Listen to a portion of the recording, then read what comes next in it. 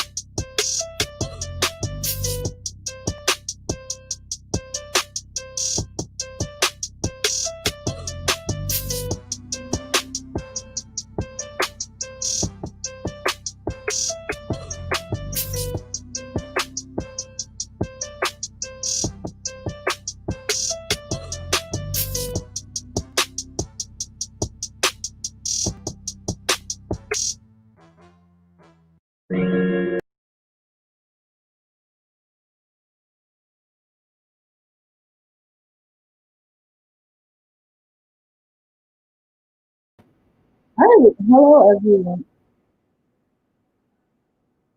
Hello everyone. Welcome to the Before Youth Virtual Talk series.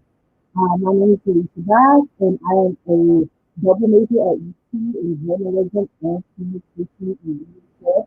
I am a advising senior at UT during the so today will be our third virtual talk today.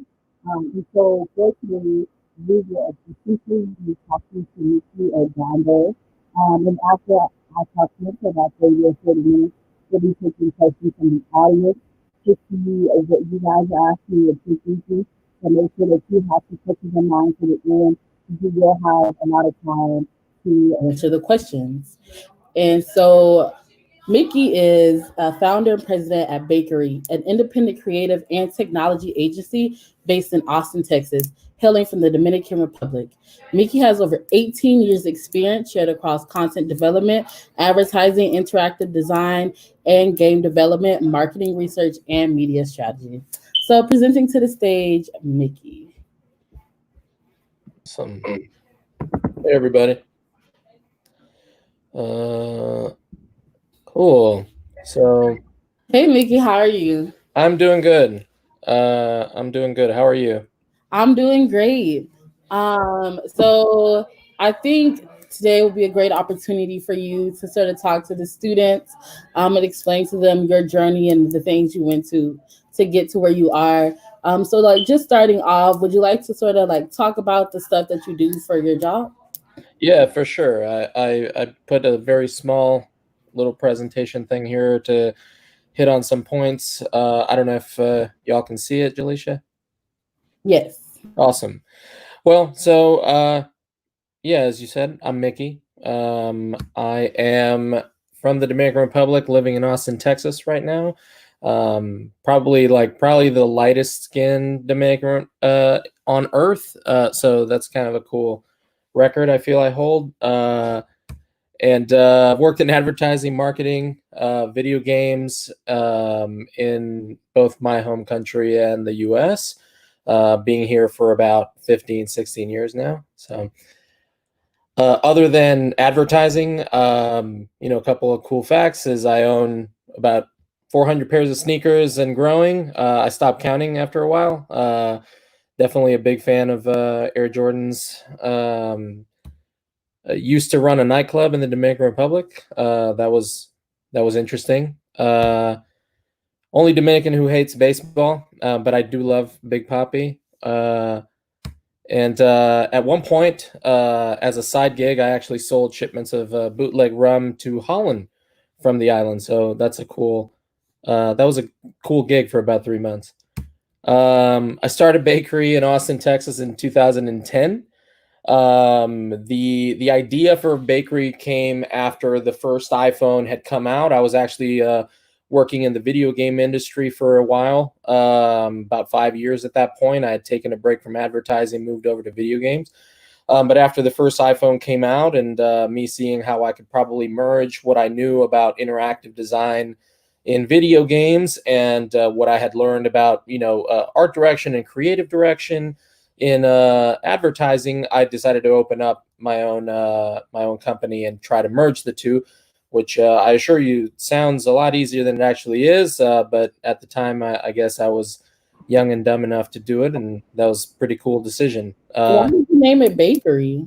Uh, well, so a lot of people ask this question. They think that there's like this deeper meaning to it, where it's like, oh, we bake good ideas or whatever. We never thought about that. It was actually, we had no money. We were opening a company in the middle of a recession, and the place where we knew we wanted an office. We didn't want to make it virtual, which right now, at this moment, sounds silly, right? But at that time, it's like we need an office, even if it's small. So we got the only thing we can afford was this like closet size retail space in East Austin on East 6th Street that used to be a cupcake bakery.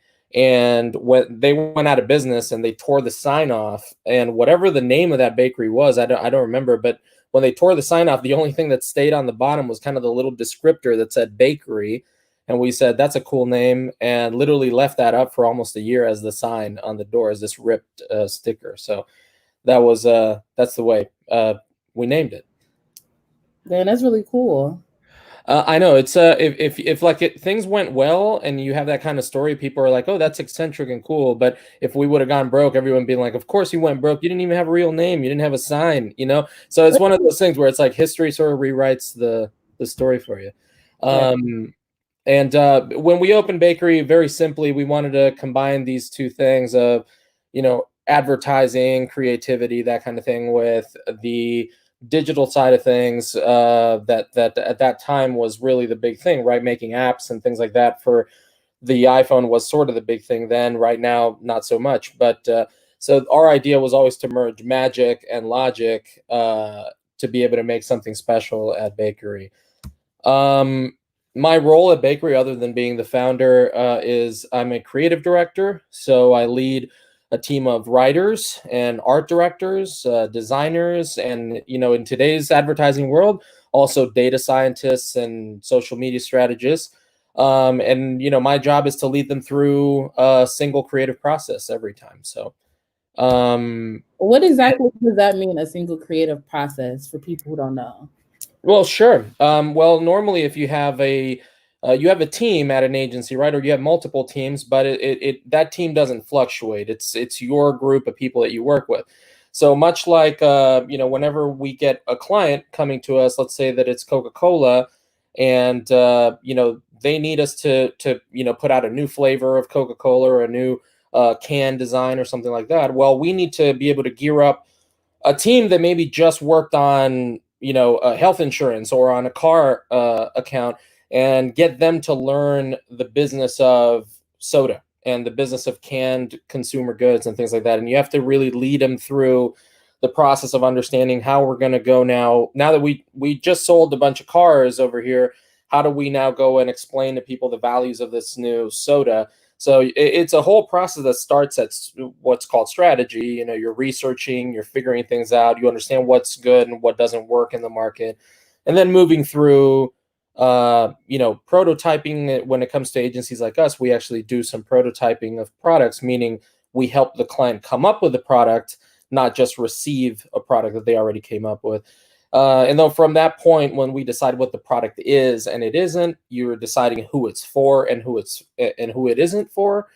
And from there, you decide, what's called creative. How are we going to go to market with this idea?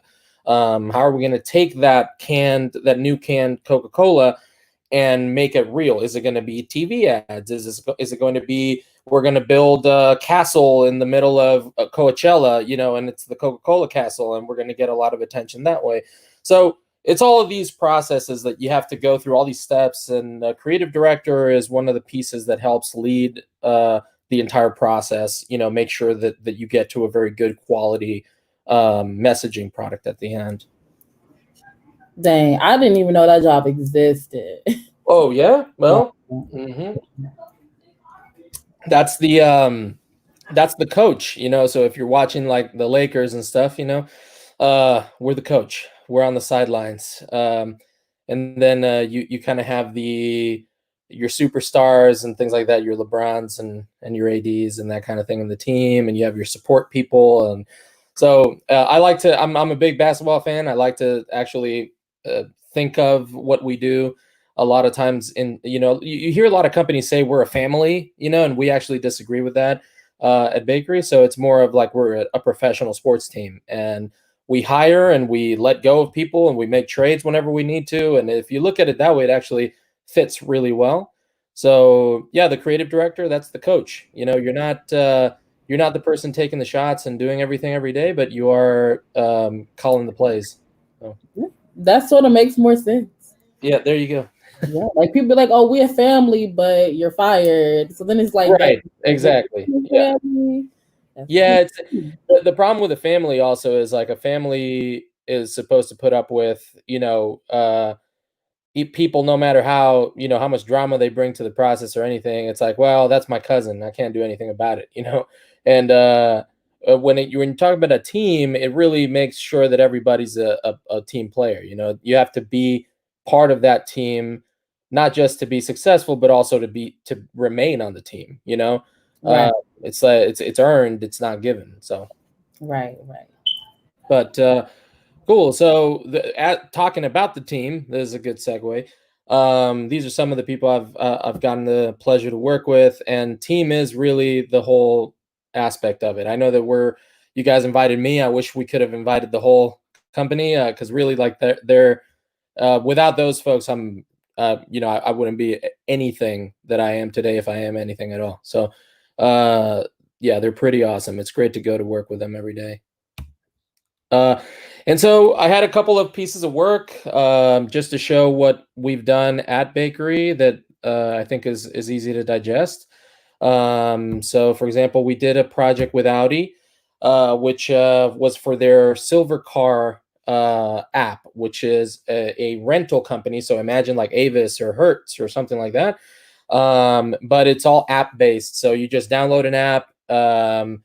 You say, hey, I'm traveling to, you know, Seattle, I'm traveling to Atlanta, and you can book your ride right there on your app, and it's all owned by Audi. So all the cars are Audi, and it's just waiting there for you. And so one of the things that they came to us for was when they were introducing the Audi Q7 to the fleet. The Q7 is their biggest SUV. It's a 7-seater. That's why the 7 in the Q. So it fits big groups, big families, you know, and so we decided that we were going to create a message of summer adventures or end of summer adventures for this vehicle, because we had data that told us that a lot of the people that were renting these cars, these larger SUVs from rental companies, were big groups and families that were taking excursions that you know, weren't really using it to stay in the city. They're actually using it to go out of the city, go hiking, go on these types of adventures. And so we curated a campaign that was called Find Your Unforgettable. And one of the main spots is actually, we've won quite a few awards for this spot. Follows Avery, a little girl, and her dad, who are taking almost they're having a little dad and daughter adventure, but they're at the same time taking a pilgrimage to the Valley of the Gods, which is Navajo Nation. So it's a Native American nation within the U.S. It's in between Utah and Arizona. And you know, these actors were, you know, they're real Navajo Nation people, and so we wanted to show these little pilgrimages that these families will take to some of the most beautiful places in the United States that a lot of us don't actually get to see. You maybe see them in movies and westerns and stuff like that. They film them out here all the time.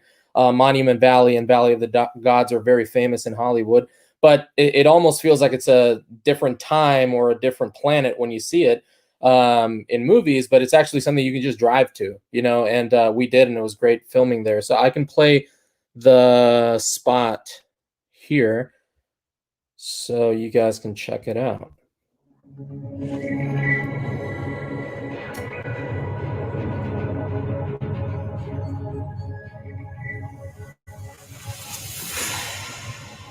This summer, my dad and I took a silver spaceship to a strange and distant world, where we immediately set up our base of operations. T-minus 3, 2, 1, liftoff.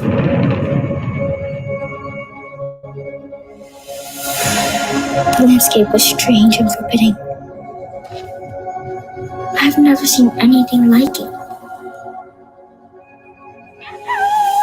We went so far out, we almost didn't find a way back home. But then we made contact with alien life forms. My dad was scared, but I wasn't. It was only my first mission, but it won't be my last. Man, that was really nice. There you go. I've seen that before. Let me try and find my way back now where I think I was over here. Yeah. Here we go. Oh, here we go. Yeah. So the idea here was, you know, to bring this family, show this family's kind of history and story there, inspire people, because Silvercard does have vehicles in these cities, so inspire people to take this type of trip on their own as well, and just understand like this kind of pilgrimage or any sort of driving vacation can be pretty memorable. So Nike Skateboard is another project that we did. So you can imagine after you did that project, now you have to get geared up to sell Nike skateboard shoes, right? So it's a very different audience you're talking to. It's a very different type of product and everything. So part of that is also, you know, unloading where you were before and reloading up on, you know, this new category, this new type of work, you know, that you're going to do. It sounds crazy, but it's actually a lot of fun to be able to have all that knowledge in your head about, you know, how a lot of things work. It's pretty cool. So with Nike Skateboard, one of the things that we were tasked to do was, I don't know if y'all are, you know, you might be a little young to remember Jeff Staples' Pigeon Dunk, but it was this skateboard shoe that was done in collaboration with Jeff Staple, who is an Asian American first generation artist who lives in New York. And we had, you know, they launched this shoe, I believe if I'm not mistaken, they launched it in 2005. And in New York, there was this, it sparked this very famous sneaker riot that a lot of people that are around my age maybe remember. There was this huge line. They only made a very short amount of a short run of these shoes. And so people were going nuts. They're like, you know, I've been making a line for, 3 days. Where's my shoes? So then the police showed up. So it actually ended up looking like a lot of stuff that we've probably seen in social media recently. But for the time, it was kind of like, what's going on? All this stuff over the shoe. So they tasked us with coming up with the new version of this shoe, which had a lot of history at Nike. And we had to be able to work with Jeff as well, with Jeff Staple. So one of the things that I think was really cool about being able to put this new shoe together is we actually used people that were fans of Jeff's and that were making a lot of comments on his Instagram and Twitter about all of the rejected samples that he had. So he would put up all these rejected sample shoes of like, hey, here are some ideas I've been coming up with for new shoes that eventually we've decided not to move through. So we actually used all of the comments from people that were saying, hey, this specific shoe over here, we think you should actually make it. And it was this black and white colorway that's in the middle here. And the actual people on the comment sections would use a little panda icon when they would refer to that sneaker. And so it that it led us to a strategy to create what we called the Panda Pigeon Dunk. So when concepting how we launched, for example, a shoe that now had a panda icon in there, knowing that there's some Asian American connotation and Jeff's family is Asian American, we asked him about his history, and he told us that his family were immigrants from China that moved into Chinatown in New York, and they actually used to run a kind of a knickknack store in Chinatown, so we took all of these elements together, and we helped put together this kind of Frankenstein shoe with Jeff, where it actually says rejected sample on the inside of the shoe. The sole of the shoe has, I think you can see here on the upper right corner, the sole of the shoe actually is made out of newspaper clippings from that first famous newspaper posting of all the riots that happened with the first shoe. And then we merged it with this idea of all these shoes coming from China and almost coming in like a bootleg from China and that kind of thing. So we helped create a launch that it actually launched first in China, and it had this like glorious, all these boxes were made by artists, very colorful boxes and things like that. And it was almost like the original launch in China. And then when we launched in New York, the idea was to make it look like they're almost fakes, or they're at least bootleg, like people are stealing them from China and bringing them to the US. And so we made all the boxes were made out of wood, kind of to look like a crate. It had a bunch of, most of it was written in Chinese. So the idea was, this is not supposed to look like a shoe that launched in the US. It's almost like I got this in the, kind of under the table situation. So when we did launch it in New York, I mean, it was a huge launch. People really liked the kind of look of everything, the fact that it kind of came in crates, and that's really the only way that you could get the shoe, versus like all the Chinese boxes that were, again, beautifully ornate, and it looked almost like a very high-end Louis Vuitton type of launch in China. And then here it was like really low end, and that really worked out for this that launch. So actually, like, super cool. Like, what? Like, I haven't even heard of that. That's crazy. Yeah, like, yeah. All that together. That was smart. That was like actually super smart. Thank you. And then I included this one. This is just like a little funny one that we did for like the Valentine's Day with Car2Go. I don't know if y'all are familiar with Car2Go. They're no longer in the US. They decided to actually move out of the US last year. But Car2Go was a pretty famous what's called a car sharing platform. So it was almost like a short-term car rental, but it's what's called free floating. So free floating means that these cars are not at like a rental establishment or at the airport or something like that. They're actually just spread all over the street. So you guys might have seen some little smart cars or Mercedes-Benz, which was actually, Mercedes owns the company. So it was all little smart cars or Mercedes cars, like full sedans and SUVs that had the logo on the side.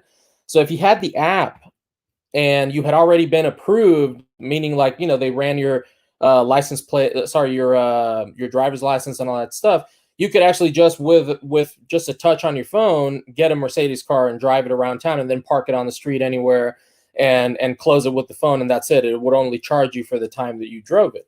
So it was kind of like an Uber, Lyft type competitor, but you're your own driver and you're driving a luxury car. So, so one thing that we decided to do for Valentine's was like, okay, one thing that everybody, like, this kind of a retro feeling, but is like, if you're going to go out on a date, you better like have a nice set of wheels to do that. That's always, we kind of were working off of that insight of everybody's always like, man, what am I gonna, how am I gonna go pick this person up? What am I gonna do? So we worked off of how awkward the Tinder process is of having to like find a date. We wanted to make it something funny that invited people to say like, hey, I got this pretty cool car, let's go take it take a ride around town. And so the car would be kind of at the center of the situation and take a little bit of the weight off of asking somebody out, even if it's on Tinder. So so we wanted to not make just like boring ads on Tinder that you just see like, hey, here's a car, whatever, like have some promo type visuals on it. We didn't feel like that was cool. So we decided to make almost like the car itself is looking for dates on Tinder as well, and kind of telling you the kind of stuff that you could go do in the car.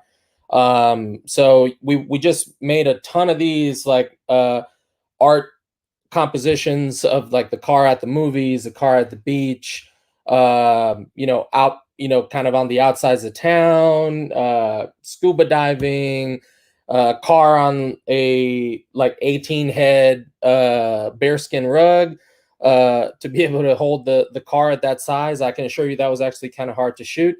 Car at the carnival.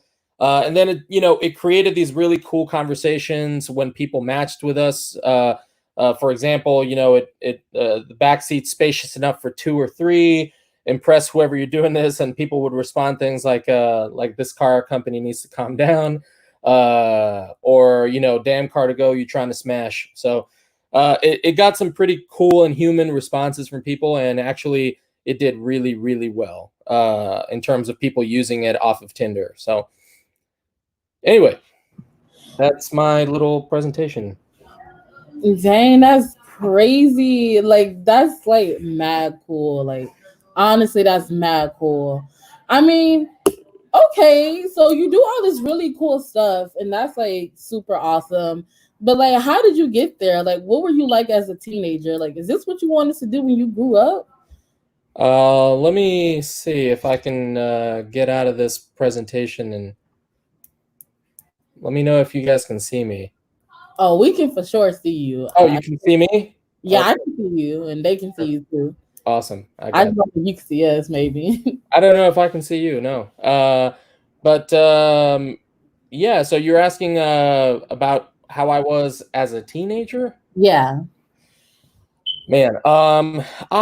So I was kind of a restless teenager, I would say. Like I said, not growing up here in the States. Some things I'm sure are very much the same. Other things are not. You have less enforced rules at times on an island, and so everybody knows it's like very calm, like cool, and everybody's sort of like laid back, and that actually is good sometimes and bad other times, because sometimes nobody's watching you, so you just go out and get into trouble sometimes. And so the thing that I know it definitely was the case for me. And I was always into like drawing. So even before I was a teenager, by the time I was I think 9 or 10, I was making my own comic book. I had just kept on doodling all the time and figured out how to color in the thing. And so I figured out how to do print process. So I would make these originals, and then I would print them out, and I would sell them to like a few people. Like right now, I'm probably remembering like, man, I sold a ton of that stuff. And then if I actually were able to see it, it's probably just a handful of them, but it felt like a lot of comic books back in the day. Yeah, so as a teenager, I mean, I was doing teenager things. I was not thinking too much about my career at the time. I was thinking about dating, hanging out, how to get invited into that party, so those things. But I always kept up with sort of that side gig of like, I always kept drawing. It was almost like a private thing at one point, because I felt like it wasn't even cool at some time. Like I would draw my whole life as a kid, and then after I'm a teenager, I'm like, I don't want people to know that I'm doodling all the time. Like it doesn't seem cool. But actually, I'm glad that I did it, because it became my career. So Yeah. Dang, that's mad. Wow. Um, and so you discovered that from a young age. And so, like, what was the process of you turning that into your career? Like, did you have like any mentors or like experiences that really impacted the path you moved on to? Yeah. Oh, yeah. Definitely. I had a lot of people in my family who they all worked in advertising. They didn't like have an agency or anything like that, but they all hustled in advertising. And like my mom and dad met at Y&R working together, and then my aunt and uncle also, and like so they were all like little hustlers, in the agency world when I grew up, and we didn't have very much. They didn't make very much money. I assure you, advertising doesn't pay that much in the Dominican Republic, but. But yeah, but it was always fun. It's like you could see a bunch of people that weren't like on top of the world, but they were having fun with everything they were doing. They always had ideas. They always had like an outlet. There's always really good music playing in my house. My mom was more of like a rock and roll person. My dad was more of like R&B and like soul and stuff like. And so I had both of these things coming at me at all times, and yeah, then I got into hip hop a lot, which I felt like these things are just kind of merging, for me. And yeah, and so it was great. I had an opportunity early on in a country where everyone's kind of surviving. So people don't necessarily judge you too much, about like what you're doing, how you're making your living, because it's like you're making it, so it doesn't even matter. And so it was like just figuring out what to do when you hear the question here of like when young people are asked like, what do you think you're going to do? That was something I discovered after an adult, after moving here, because over there it's just like do whatever you can do. It's not even like about a decision necessarily, but I wouldn't take that away for anything, because I did a lot of crazy things. I zigzagged my way through. I did go to college for advertising, but I didn't finish college because I decided I saw an opportunity where I could just hit the ground running, and I took that opportunity instead of finishing college. That worked for me at the time. I've actually really been thinking about going back and finishing my degree soon, but it's almost like a thing I want to do, in life, more so than a thing that I have to do. Do most of the people you work with have college degrees, or is that just not a I common would say here in the States, most do. Yes. Most have college degrees, but if I'm perfectly honest, I can't remember the last time I looked at where somebody that was applying to work at our agency looked at their school. Like, it's not on the resume. This is something that I'm being like super honest about with y'all here.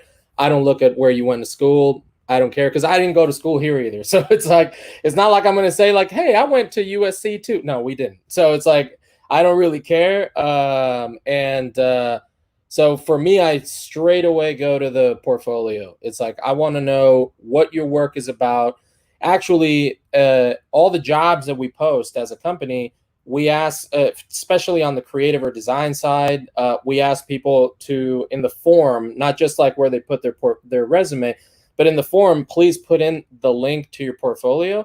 So, because it's the first thing that we're going to do is we're going to go right down to that form, hit that link, and then we're going to learn that your name was, Eddie or Frank or whatever. We don't even know who you are until we see the work. That's what it is. Y'all don't even care about the people name. We don't care about the name, no, but you got to earn for us to care about your name. It's like, oh, that works good. What's his name? Now we know your name. You know what I mean? Mm-hmm. Yeah, and I think that's how life is too, right? You first see something, and then you're like, who did that? And then you want to know who they are. But we don't let any of that stuff sort of get to us. I'll be honest. Also, if I see a copywriter or an art director with a master's degree, that's almost a negative in my book. I'll explain why. Because it's like, look, graduate and then go and get it. Like, graduate and go and get it. I don't know what they're going to teach you in master's degree about copywriting that you're not going to learn in a week of working at an agency, So it's like, yeah, just like once you have your education, which is extremely important, I do believe that, but just get going, that would be the thing. So yeah, master's degrees don't look good in our industry in the creative fields. If you have a master's and you're applying for data, you're applying for analytics, you're applying for strategy, yeah, those things I do want to see there, you know? Yeah, I'm talking most people who get like masters and like advertising are like people who didn't study that in their undergrad. That would be understanding. Yeah, that could be. Yeah, for sure. That's tea. Dang. What kind of obstacles did you overcome in your field as you sort of moved up the ladder? Well, look, the thing that the thing I would tell anybody is what's more than an obstacle. It was all the obstacles that I had to overcome were very much my own. It wasn't an obstacle about a lot of people getting in my way necessarily. I think that in the video game industry, when I worked there, it was still this level of video game industry, which is huge, right? I mean, if you video games makes more than music and movies combined. So at this stage of the video game, when I worked in that industry, I think that even though I'm a very light-skinned guy, the moment that they would see Miguel Ogando and understand, that I was a Latin American or Hispanic person, there was always like a hang up, I would say, in that industry. If I wrote something and maybe they would have written something in it a little differently, I was kind of told like, oh, it almost made to believe like it's not my native language, so maybe you should write it this way. And it's like, I know English, like I understand how to speak and write English. I just wrote it a different way because I thought it was better. But it was always like this angle of, let me latch on to this thing about this guy to explain away other things, and so that in video games was kind of weird. But like a lot of other things, it was something that's like, I'm just going to use this however I can to my advantage. Like the weakness that those people are putting in front of me is like, okay, I can run rounds around you now because I know where your weaknesses are. So that was a big one. I would say in the advertising industry, the thing you're going to run into, I feel, if you keep moving up the ladder in this industry, is you're going to find out that nobody knows what they're doing. Nobody knows what they're doing. Everybody is figuring it out. And the people that act like they know the most are probably the people that know the least. They're trying to guard up for something. I don't want people to know that I don't know what I'm doing. And it's still to this day sometimes is like, what's going on? I'm talking to the head of marketing of this Fortune 500 company, and you're like, your jaw's dropping. So I can expect you guys to be in a room at some point with people, and what's going to happen is you're going to respect the person there that you're talking to, that's supposed to have done the thing you're trying to do, and they're going to say things that doesn't make sense to you. And what the first few times you may actually doubt yourself, because you may think, well, maybe I don't know what I'm doing, because if this person is telling me this is the way, they're the pro, they should know, right? But you'll find out that a lot of these people don't know. And you have to learn to be able to tell them what it is that you know, so they understand that you're valuable, that you're someone they need to keep to the side, that basically they're outdated in certain things and you're kind of their secret weapon. And so that's how you start to move up then as well, is because you're a valued person, a valued opinion within their organization or their network. I would say more than an obstacle, that would be something that I had to learn, because I couldn't understand it as somebody coming from a little old island, that I'm like, and I'm talking to this guy who's like in director of creative something at Nike, and I'm like, wait, can't be. I grew up idolizing these guys. It can't be that this person doesn't know what they're talking about in this specific topic. But nobody knows everything. That's all I'm going to say. So you guys should definitely be able to voice what you know, even from a young age. Doesn't even matter. Man, you ain't never lied. That's tea. I would have never guessed. I mean, and so what type of softwares do you use in the advertising industry the most? So like, what's the most popular thing that people are using right now that would be helpful to learn? Well, the advertising industry, you're going to read, if you read up on articles, just like with everything else, you're going to find articles that are mostly worthless, right? And a lot of them out there are about how the advertising industry is in trouble and it's all this and it's all that. Just change the word trouble for the word evolution. The advertising industry is evolving and it's changing, and the people that don't evolve with it are going to they're going to stay behind. That's a more accurate way of saying it. But that happens with everything. It happens with everything that we do. They have that story about the person who invested in and bought, I don't even know, like 100,000 horses the day before the first car was invented. Is like, that was a really bad investment.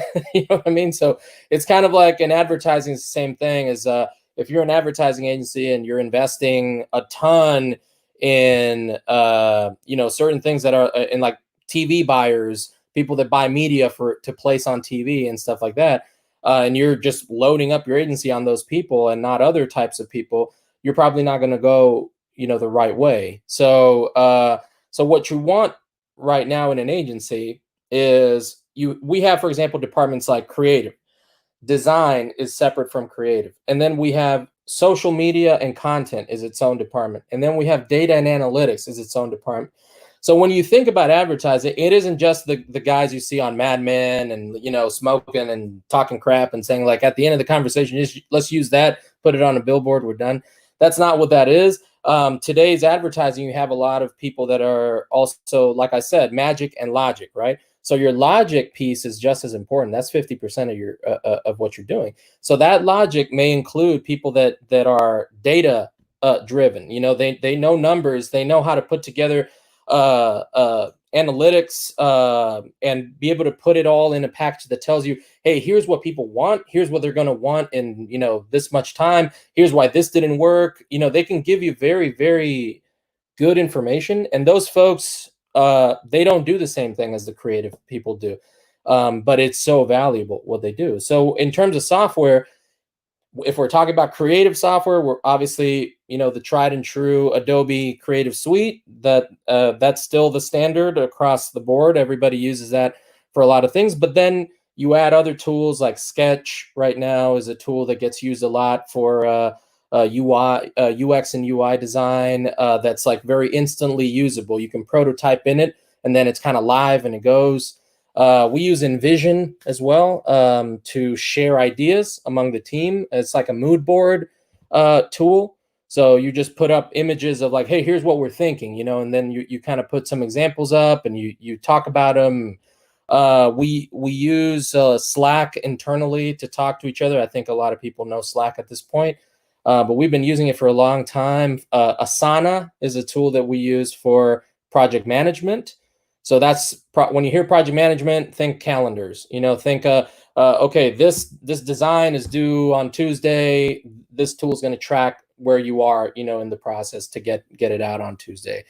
And so that's more of like on the creative side. And then if you go into data, a lot of the tools that are used in data, you guys already know them. It's Instagram and Facebook and these things, but you're using the back end of those tools. It's what most people don't actually get to see.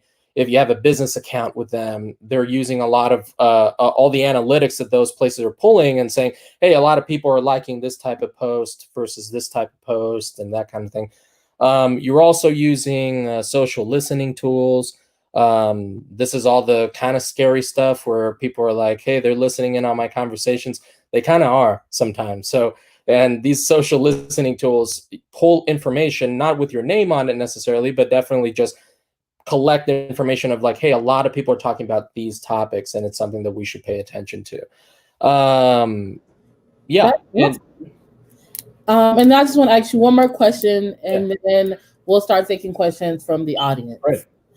So I just wanted to ask you, just to keep things current right now, Sure. There's a lot of things happening with like Black Lives Matter Mhm. and COVID-19 and all these different things. And I just want to know, like, what type of precautions were your company taking to make sure that everyone felt included and that people are safe and things like that during this time? Sure. Well, it's not a short topic to kind of tackle, right? But there is this is something that, as a minority-owned company, we've always kept on the forefront of what we're trying to do. Actually, when we first started the company, we had to go the other way a little bit because we were hiring too many people like us, and just it was a lot of Latin American and African American people in the company, and then it was like we had like no white people, and so it was kind of like, all right, hey, we need to go sell something in Alabama. We don't know how to do that now, so it's like so we needed to bring in other people into the company on the other side of things, mix it up a little more. And the makeup of the agency fluctuates, right? It's a small company, so you lose a couple of people, and the makeup of the agency shifts very, dramatically with small numbers. So, but one thing that we have been taking care of is, we opened up our offices on the east side of Austin, and it's where we're going to be for the remainder of the lifespan of this company. That's where I live. That's where I think a lot of the best culture in Austin still resides, is on the east side. But with gentrification, it's being wiped out to a degree, and a lot of that has to do with people having to move because their taxes get raised, and they can't pay them, so they got to move to another area, and they keep getting pushed and keep getting pushed. And so one thing that we had been doing even before everything all the mess that started happening this year happened. So even in January, we started putting together an organization called the East Side Shield, which is actually a tax fund. So it's a housing tax fund. So we actually take a percentage of our revenue as the company, and we put it into this tax fund. And then we're now inviting other people to also put some dollars in there every year. And then people that live on the east side can pull from that tax fund to subsidize their tax payments. So they can actually make their tax payments at the end of the year and not be displaced from their homes. And so they'll stay in the east side for as long as they possibly can. Yeah, I would say we're doing that. We're also making sure that all senior positions at the agency are not, we're not going to make any hires unless the group of finalists is representative of a wide swath of people in the US. So if we have finalists and it's 5 white guys, basically we're bouncing it back and saying like, sorry, if y'all can't hang for us, but we're going to need to bring in other people into this mix because we just need to be able to give that last opportunity of like, let's see who's the best person for this job.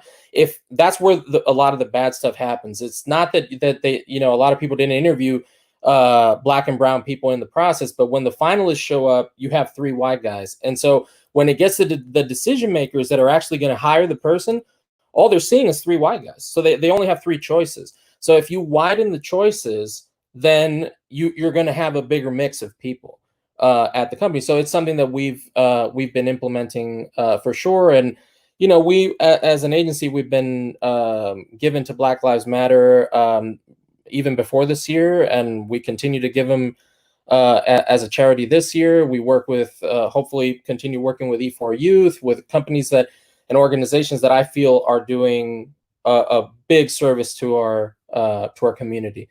So, and that the last thing would be that we are actually having sometimes uncomfortable conversations with our clients and telling them, hey, here's what a multi-billion-dollar company with all these resources, here's what you can do, even through your product, to help more people in this country, and not just, feed them sugar and butter and, no, let's take this.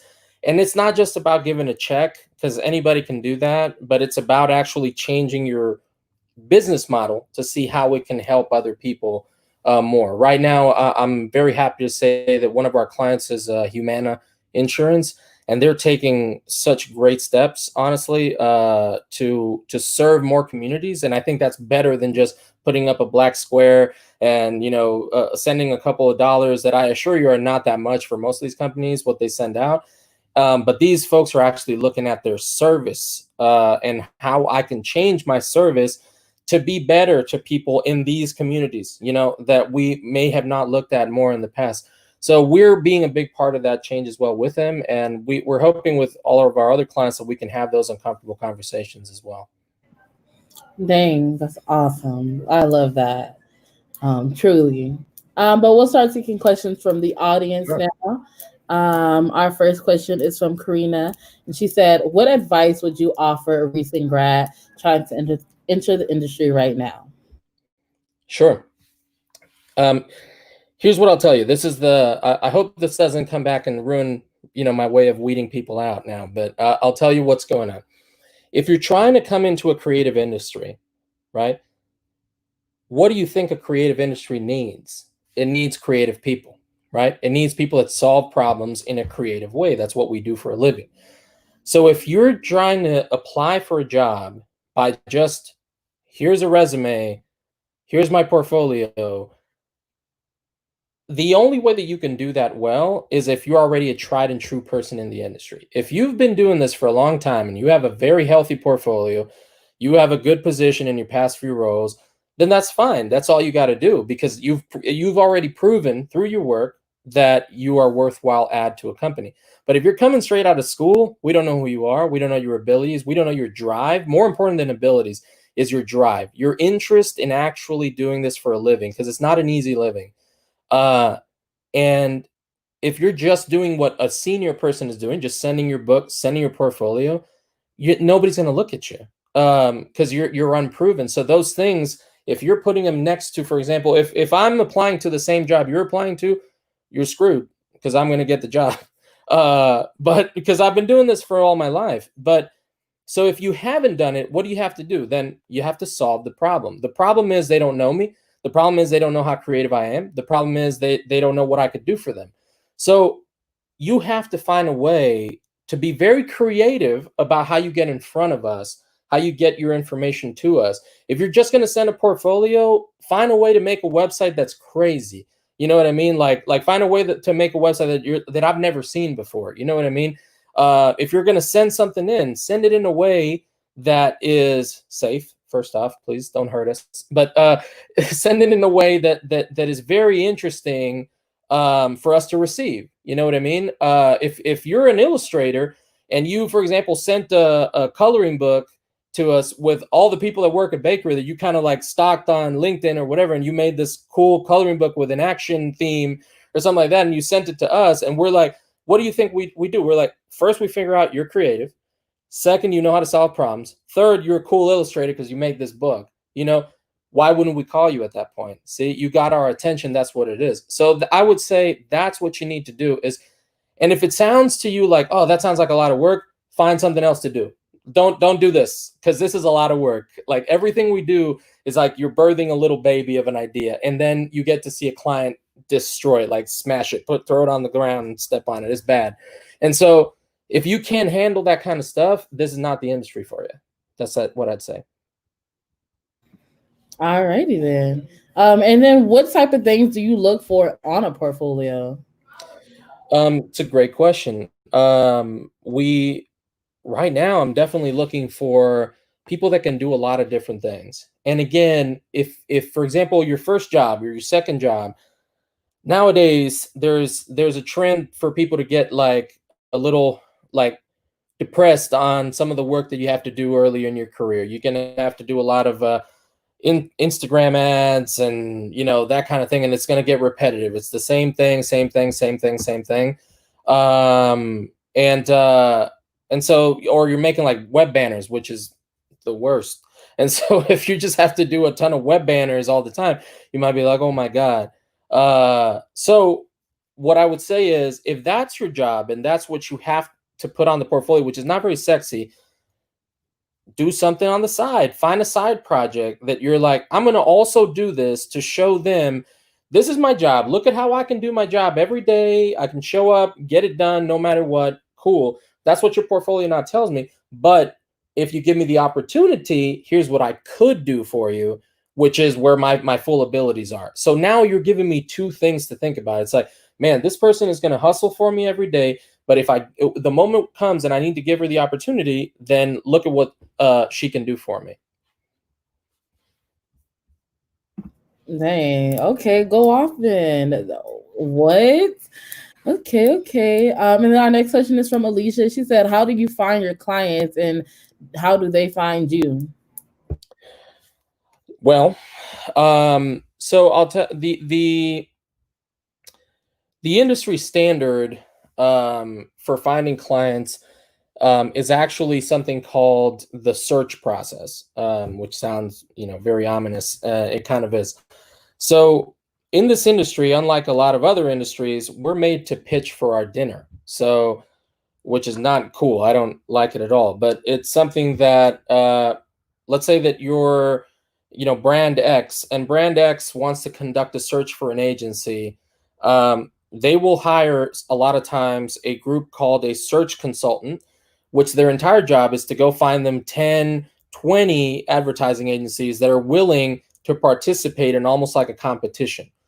So they will give us a brief, which is just a set of instructions on, here's what I need to do. I need to go sell more sneakers. Need to do this.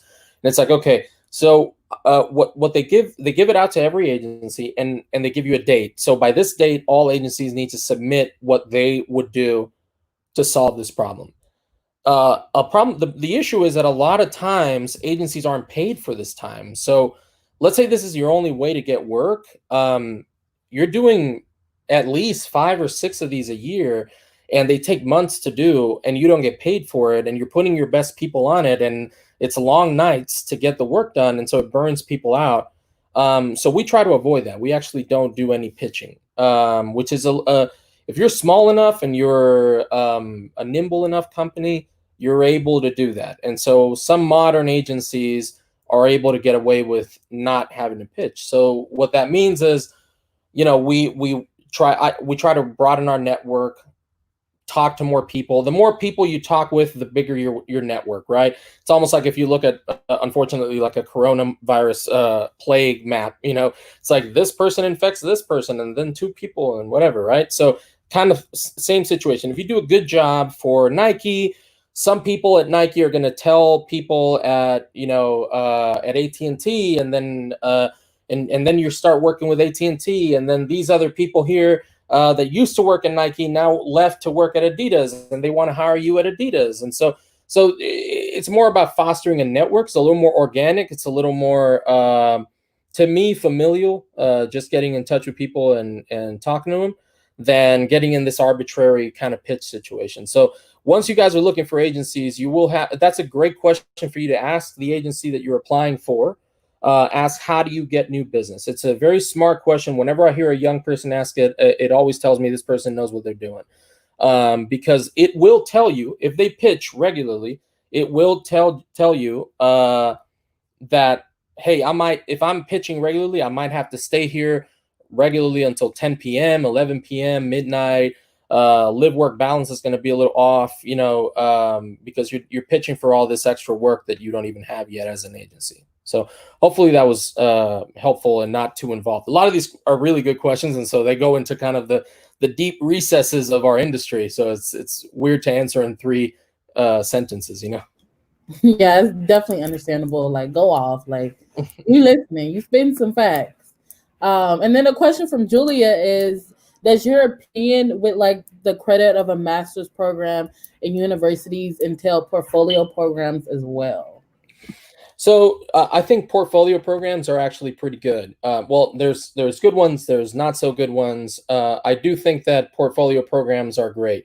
And it to me, if you could do anything at all, if you decided, hey, you know what, I'm going to skip college, which I don't necessarily recommend that you do, but and I'll tell you why college is important in a second. But but if you were to skip college, do a portfolio program. You know what I mean? Like that would be the thing I would say, go and get done. Because that is more real world experience. It's almost like you're getting trained for your internship to get the most out of your internship. That's then going to get you the best job.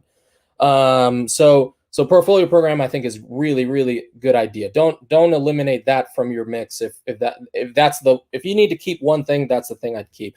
College, however, is important because yes, you are going to learn some stuff.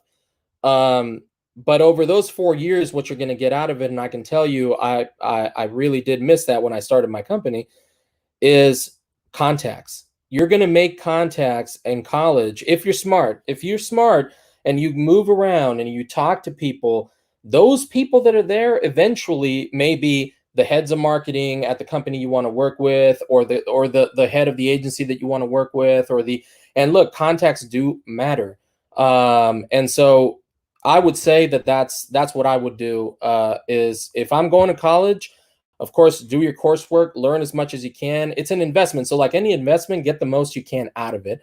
But a big part that a lot of people miss out on is the networking part of that. Be a person that people trust, that people see as like, not just the crazy party person, but also don't be boring. They want a little bit of party person in you, but just don't be that person that you left a legacy where down the road, none of those people are going to work with you or hire you in the future or something like that. I didn't go to college here in the States. I dropped out of college in Dominican Republic. So that's something I can tell you. It took me much longer to build a network because I started from scratch here. I didn't know anybody. And so it really took a lot longer than it should have taken. And I've seen other people that they leave college and in 4 years, they're doing really well because they established a network before they even got into the workforce. Right. And then a question from Jenna is, once you receive the client or project, could you walk us through the creative process with your team? Sure. I would say that the process changes, right? So you never get the same brief. It's never the exact same brief. Like, hey, do these 3 things, and then this other client that tells you to do the same 3 things. It's always different. So you have to look at it. Everything's like its own animal, right? It's like, okay, this thing comes through and it has a life of its own. If I need to go launch the next version of Jeff Staples' historic sneaker, right? Very different than if I have to go and explain to people why there's a new flavor of Coca-Cola that has less sugar and no caffeine, right? So a little bit different audience, little bit different in what you're going to do. However, there is a process that is the standard process. Is first you have an account manager, right? That's going to receive the brief. The account manager is the interface between the agency and the client. Okay, they're kind of the person in between, translating between the two sides. So once that person receives the brief, that brief is going to go into strategy. So it might be brand strategy, campaign strategy, whatever the case may be. It's all where it's at the process. Normally, it's brand strategy. We've never worked on your product.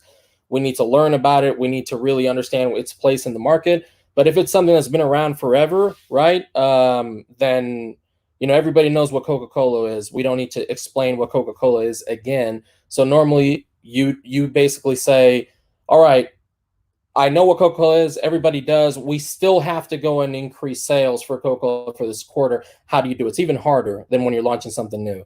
So that's called campaign strategy, because what you're doing is a new campaign on an existing product.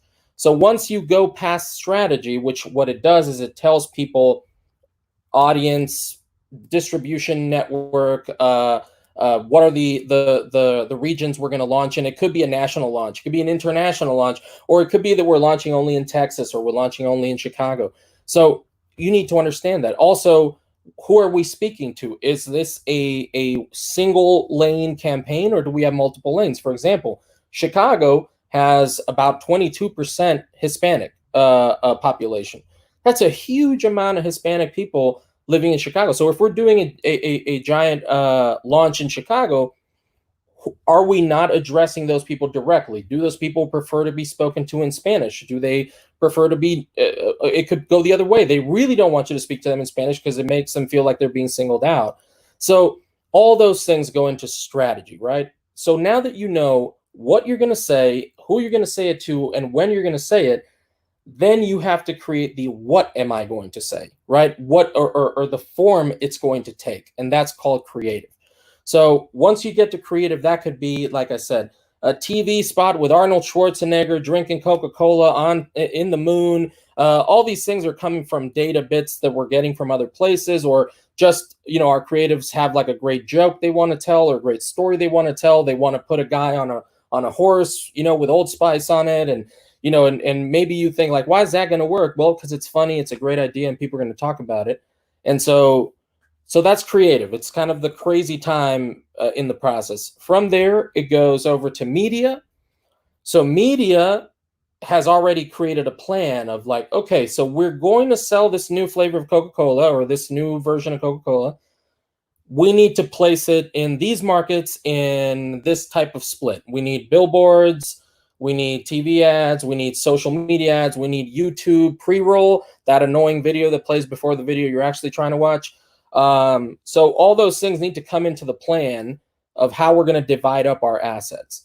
So once that's done, that goes into the media buy. So media plan goes into the media buy, which is they literally buy out all the spaces and place the media. And then they have what's called a flight time. Flight time just means, okay, this piece of creative will be live on that billboard in Times Square from this date to this date, starting at this time, right? So that's what a flight is. And so once it's up and running, then comes in the data and analytics, which are going to track the campaign and see how well it's doing. They'll report regularly, so they can say, for example, hey, the billboard that we put up in Times Square, people from Times Square, from their geolocation, are Googling our company at this X amount of time. And so then what that means is like, cool, Times Square is doing really well. But then they're going to tell you, hey, on Instagram, nobody's clicking on the ads. And it's like, all right, you know what? Let's take the money out of Instagram. Let's add to our flight time on Times Square, which is giving us a lot of return. And so you're actually changing things in real time to make sure you get the best return. It's almost like Wall Street at that point. You know, you're just sort of moving money around depending on stocks and things like that. So anyway, once you get there, the process kind of recycles. It goes right to the beginning. It's like, okay, that was sort of the first, you know, part of the campaign. Now we go back and reanalyze and change up our strategy and our creative depending on what's happening. You know, if we launched the new Yeezy shoe and we figured out, hey, people are kind of tired of the sock type shoe, the prime knit, all that stuff. You know, okay, we're going right back and analyzing. What if we sold it as a different, you know, for a target that likes golf? They like soft shoes and stuff like that. What if we start to hit golf people with the new Yeezys, and then you try that, and if it works, you keep pumping money into it, and you kind of optimize your campaign as it goes. So anyway, it's a little bit of a crazy process, but that's, I would say, the closest I can explain it to you as we go. That, and then Abnormal said, could you tell us a little about the bakery in Tokyo?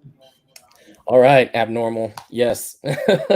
The Tokyo office is like my baby right now. That's sort of, you know, where a lot of my efforts are going. And I don't know if any of you have been to Tokyo, but I recommend that you do, especially if you're interested in this line of work. Tokyo is like the future. It's like literally going into a time machine and going into the future. You're going to see the design that we're going to be using in the US for the, you know, for the next 2 years. You're going to see that earlier over there. You're going to see a level of discipline that we don't see here in the United States. I've never seen a city of 13 million people and where there's not even a candy wrapper on the street, and there's like no trash cans anywhere around you. It was mind-blowing to me, just the little things about it. And we asked people, why is there no trash anywhere and there's no trash cans? It's like, well, we're all taught from when you're young, you keep your trash with you until you get home or until you get to a trash can, and that's it. Nobody would ever throw anything. This is like, they're so proud of everything that they do and that they have. Everything's so clean, so well made. So there is a discipline behind them over there that I'm very attracted to. And you add to that the fact that they're just natural designers over there. They make things that are next level. Honestly, my idea was, you know, a lot of agencies and companies in general do what's called outsourcing, right? They will outsource a certain department or a certain set of services that they have to the Ukraine or India or somewhere that's cheaper because it's going to cost them less, right? So that means whenever you see a company do that, that means that they care a lot less about your experience as a user, experience as a consumer, and more about their bottom line. So that's why they outsource. That's just undeniable. There's no really other way of looking at it, in my opinion. Now, what we're doing with Tokyo is upscaling because Tokyo is twice as expensive as the US. So what we want to do is actually take our entire design department and move it to Tokyo. So the Tokyo office is not going to be working on Tokyo clients. They're actually going to be working on our same clients here in the US, but the design department will be located over there, and we'll hire and recruit and get people going from Tokyo. And we'll also, when it makes sense, move people from here to the States over to Tokyo to work there. And that's where all of our design is going to be happening, because it is going to be more expensive. It is going to be, crazier. I see Jalisha telling me send me to Tokyo, but but it's good. I think we're going to get, because it's very experimental to me yet. We haven't really gotten a lot of returns on it yet, but I think we're going to get very different design, if not better, but different than what every other agency is putting together in the US. So that's really the idea. Dang, that's 200 IQ right there. That's wild. That's wild. Okay, then. I mean, dang, you dropped a lot of good gems on us today. We sort of went a little bit over time. Sorry about that. All good. But, you cannot stop greatness. I really, really, really appreciate the knowledge that you shared with us today. It was super good, super helpful. So thank you so much. I do want to tell everyone thank you. You guys asked really awesome questions. This is a really good talk. And if you want to hear more talks like this, we do virtual talks every Thursday at 1 p.m. So make sure to join every Thursday at 1 p.m. We'll be having one next week as well with a really awesome speaker. And again, thank you, Micky, for coming to talk to us. It was super amazing. Thank you so much. Thank you guys for having me. It was really fun. And like you said, great questions. Y'all really got me having to think here. I was going to respond to all of them, though. So thanks a lot, guys. Yeah, awesome. All right. We'll see you guys next week. Have a good day.